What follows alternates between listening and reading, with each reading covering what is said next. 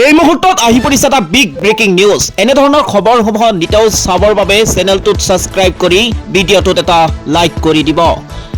তামিলনাডু হাস্পাতালত ভয়ংকৰ অগ্নিকাণ্ডৰ ঘটনা সংঘটিত হৈছে। জীৱন্তে অগ্নিদগ্ধ হৈ 7জন লোকৰ মৰ্মান্তিক মৃত্যু হৈছে। অগ্নিকাণ্ডৰ খবৰ পোৱাৰ পিছতে প্ৰশাসনৰ লগতে অগ্নি নিৰ্বাপক বাহিনীৰ দল ঘটনাস্থলীত উপস্থিত হয়। অগ্নি নিৰ্বাপক বাহিনী জুই নিৰ্বাপন কৰিবলৈ সক্ষম হয়।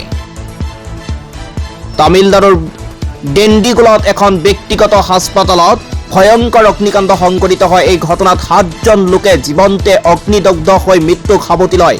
আনহাতে 29জন ৰোগীক উদ্ধাৰকাৰী দলে উদ্ধাৰ কৰিবলৈ সক্ষম হয়। বৃহস্পতিবাৰে নিশা সংঘটিত হয় এই ঘটনা।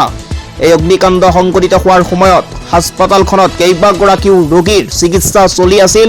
খৰখেদাকৈ তেওঁলোকক উদ্ধাৰ কৰি চৰকাৰী হাস্পাতালত ভৰ্তি কৰোৱা হয়। ঘটনাৰ পিছতে হাস্পাতালখনত এক আতংকময় পৰিৱেশে বিৰাজ কৰে। অগ্নি নিৰ্বাপক বাহিনীৰ দল ঘটনাস্থলীত উপস্থিত হৈ উদ্ধাৰ অভিযান আৰম্ভ কৰে।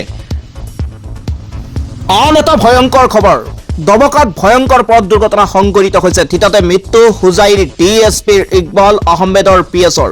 একেটা স্থানতে বাইক দুৰ্ঘটনাত আহত হয় এজন লোক। মৃতদেহ পথত পৰি থকাৰ সময়তেই আনটো দুৰ্ঘটনা সংঘটিত হয় বুলি জানিব পৰা গৈছে।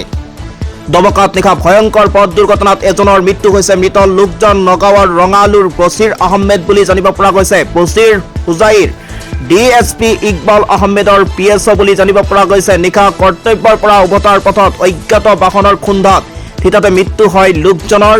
দবকাৰ সৰু পথাৰৰ ৰাষ্ট্ৰীয় ঘাইপথত সংঘটিত হয় এই পথ দুৰ্ঘটনা। একেটা স্থানতে বাইক দুৰ্ঘটনাত আহত হয় আন এজন লোক। মৃতদেহ পথত পৰি থকাৰ সময়তে আনটো দুৰ্ঘটনা সংঘটিত হয় বুলি জানিব পৰা গৈছে। আহত লোকজনক সংকটজনক অৱস্থাত হাস্পাতালত ভৰ্তি কৰোৱা হয় যদিও পিছত উন্নত চিকিৎসাৰ বাবে গুৱাহাটীলৈ প্ৰেৰণ কৰে চিকিৎসকে।